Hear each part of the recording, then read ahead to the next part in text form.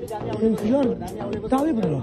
تازه او بد خبر بدخشان کې د طالبانو په کاروان چاودنه شوې ګڼ شمېر کسان پکې شهیدان شوي مقاومتیان وایي د بدخشان خلکو خپل غچ واخیست.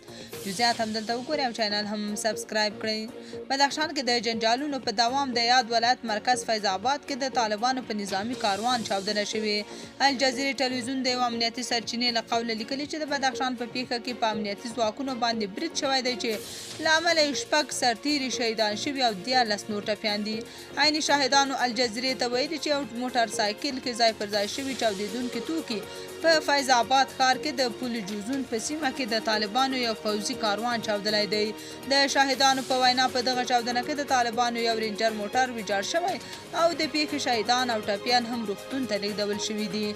طالبانو لا تر اوسه رسما په دې اړه څه نه دي ویلي. له فیض آباده په رسېدلو راپورونو کې راغلي چې له چاودنې وروسته د ډزو غږونه هم اورېدل شوي دي. عیني شاهدان ویلي چې امبولانسونه د پیښې ځای ته رسېدلي دي.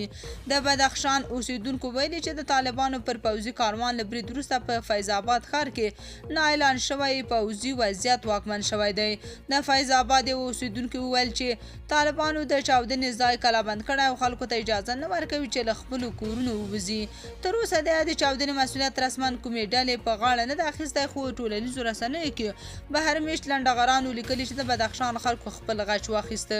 یاده دې وي چې شمالي ولایتونو کې داعشیان او مقاومتیان په ګډه وخت ناوخت پر طالبانو بریدونه کوي. طالب فعالان بیا وایي چې د دې برید غچ به یو په لس واخلي.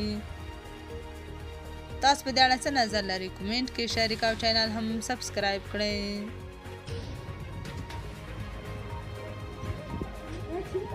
انفجار دعوی بدلا.